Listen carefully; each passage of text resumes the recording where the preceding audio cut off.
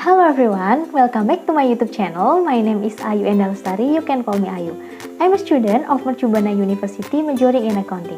In this video, I will explain about international accounting and selling. Okay, let's go straight to the video. Happy watching! International accounting and selling. Effective January 1, 2018, IFRS 9 financial instruments will replace IAS 39 financial instruments. Recognition and measurement IAS 39. Unlike most publications on IFRS 9, this paper focuses primarily on the applications of the new standard of central banks' foreign reserve assets, which increasingly constitute a substantial part of central banks' balance sheets. Based on IFRS 9 implementation assessment project with several central banks, the World Bank RAMP accounting team identified 6 factors that can help central banks determine appropriate business model for foreign reserve assets.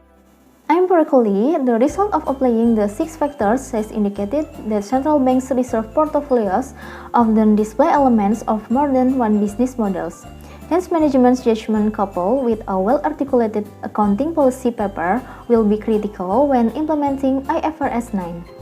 Under most central banks' reserve management frameworks, performing the solely payments of principal and interest or SPPI test should be a relatively straightforward exercise, and the partial expedient option under the new impairment provision should also apply. Executive summary. Central banks are public policy agencies designed to maintain monetary and financial stability, set regulatory standards for the financial system, establish financial infrastructure, provide other public good functions, and monitor policy operations. A part of the policy operations of central banks is the foreign reserve management functions, through which central banks hold official foreign exchange reserve or foreign reserve to meet unique purpose, such as to support foreign exchange rate management, meet a country's foreign financial obligations, and maintain a reserve for emergencies. In the past decade, many central banks around the world have increased the foreign reserve assets on their balance sheets. While the trend of increasing reserve size continues over the years, through appropriateness of IFRS standards as the financial reporting framework for central banks has been discussed and explored in the literature. Other publications have commented on the potential hazard of distributing research based solely on accounting profit. While recognizing the credibility and transparency benefit of complying with internationally recognized financial reporting standards, this paper intentionally does not discuss these topics. The purpose of central banks' foreign reserve. In the past decade, many central banks around the world have increased the foreign reserve assets on their balance sheets. Central banks hold foreign reserve in support of critical and unique objectives of national importance. These include the following: supporting and maintaining confidence in the policy for monetary and exchange rates management, including the capacity to intervene in support of the national or union currency.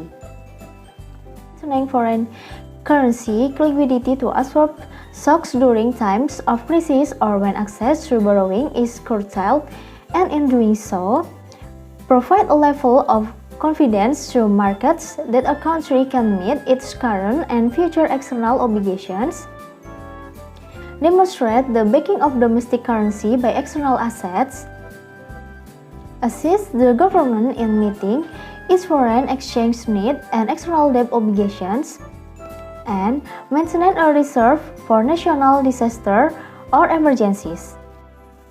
Overview of IFRS 9. The final IFRS 9 was issued on July 24, 2014, completing the 3 phases that the IASB embarked on to replace IAS 39.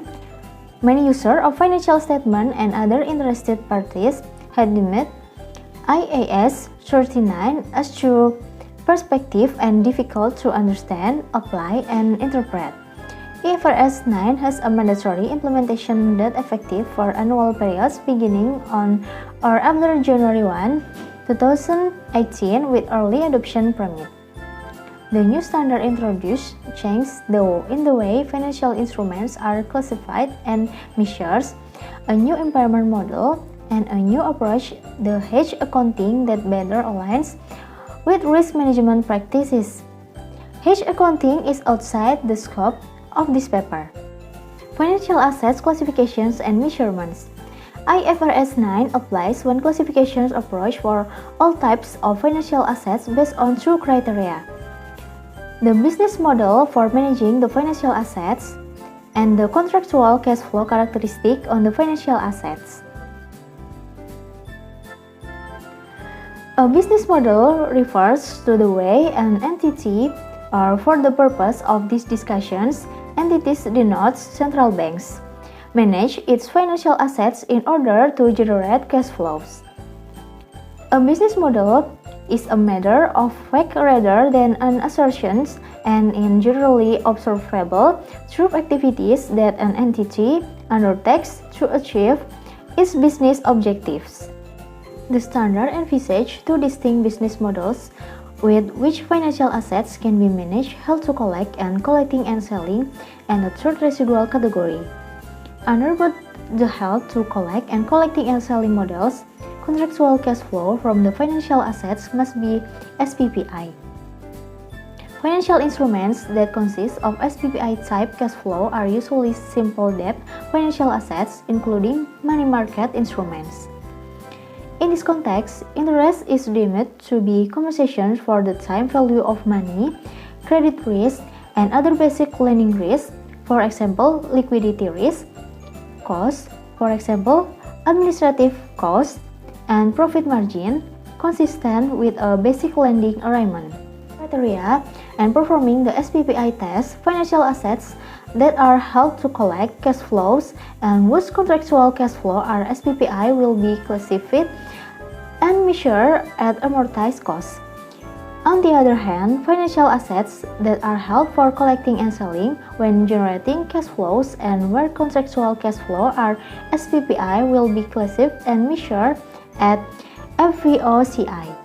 Financial assets that violate any of the two classification criteria will be classified and measured in the FVTPL residual category. Derivative and equity investment don't meet the SPPI test and are classified and measured at FVTPL. A brief overview of the new impairment model.